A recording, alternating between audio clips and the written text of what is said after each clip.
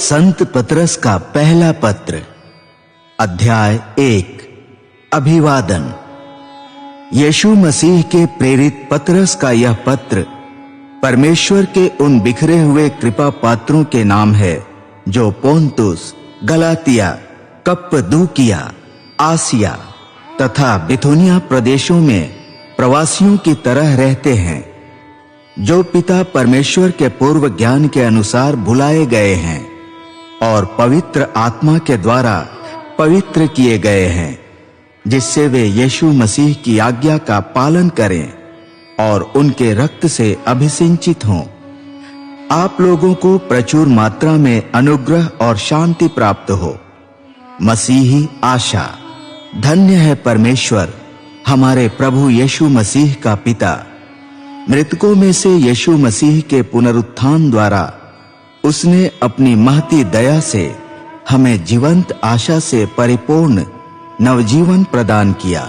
जो विरासत आप लोगों के लिए स्वर्ग में रखी हुई है, वह अक्षय, अदूषित तथा अविनाशी है।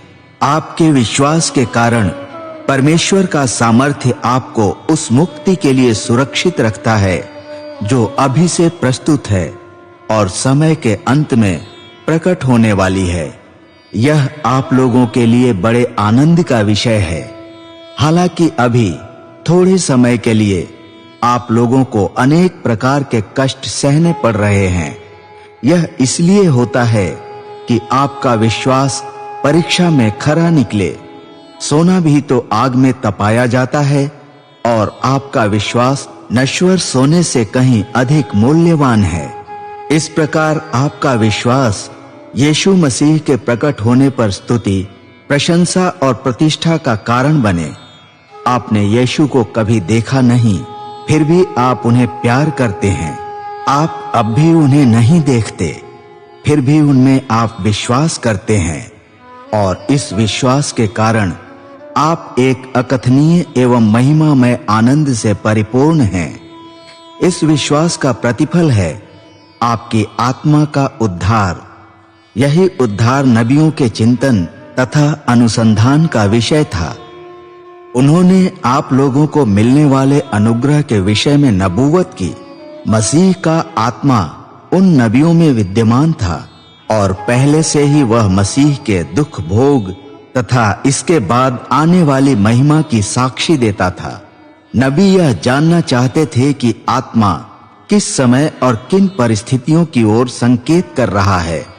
उन पर प्रकट किया गया था कि जब वे संदेश सुनाते थे, तब वे अपने लिए नहीं बल्कि आप लोगों के हित के लिए सेवा करते थे। अब शुभ समाचार के प्रचारक स्वर्ग से भेजे हुए पवित्र आत्मा की प्रेरणा से आप लोगों को वही संदेश सुनाते हैं। स्वर्गदूत भी इन बातों की पूरी जानकारी प्राप्त करने के लिए उत्सुक हैं। पवित्र मसीही जीवन। इसलिए आप लोग अपने मन की शक्तियों को कर्म करने के लिए तत्पर करें। आप संयमी बने रहें और उस अनुग्रह की पूरी आशा करें जो यीशु मसीह के प्रकट होने पर आपको प्राप्त होगा।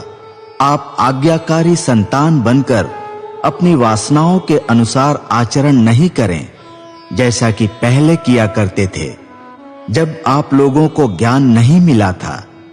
जिसने आपको बुलाया वह पवित्र है। आप भी उसके सदृश अपने समस्त आचरण में पवित्र बने, क्योंकि धर्म ग्रंथ में लिखा है, पवित्र बनो क्योंकि मैं पवित्र हूँ। यदि आप उसे पिता कहकर पुकारते हैं, जो पक्षपात किए बिना प्रत्येक मनुष्य का उसके कर्मों के अनुसार न्याय करता है, तो जब तक आप यहाँ परदेश में रहते हैं, तब तक उस पर श्रद्धा रखते हुए जीवन बिताएं।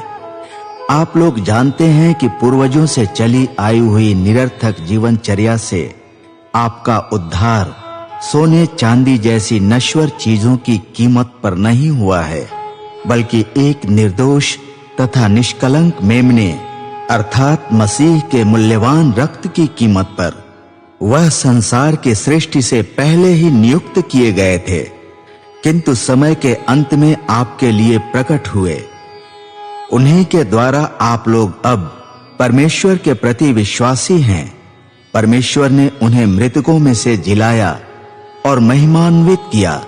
इसलिए आपका विश्वास और आपकी आशा परमेश्वर पर आधारित है। निष्कपट भ्रातृ प्रेम। आप लोगों ने आज्ञाकारी बनकर सत्य को स्वीकार किया और इस प्रकार निष्कपट भ्रातृ प्रेम के लिए अपनी आत्मा को पवित्र कर लिया है। इसलिए अब आप लोगों को शुद्ध हृदय और सच्ची लगन से एक दूसरे से प्रेम करना चाहिए। आपने दोबारा जन्म लिया है। आप लोगों का यह जन्म नश्वर बीज से नहीं किंतु अनश्वर बीज से परमेश्वर के जीवंत एवं शाश्वत वचन से हुआ है। क्योंकि धर्म ग्रंथ में लिखा है, समस्त शरीरधारी घास के सदृश हैं और उनका सौंदर्य घास के फूल की तरह। घास मुरझाती है और फूल झड़ता है, किंतु प्रभु का वचन युग युगों तक बना रहता है। और यह वचन वह शुभ समाचार है जो आपको सुनाया गया है।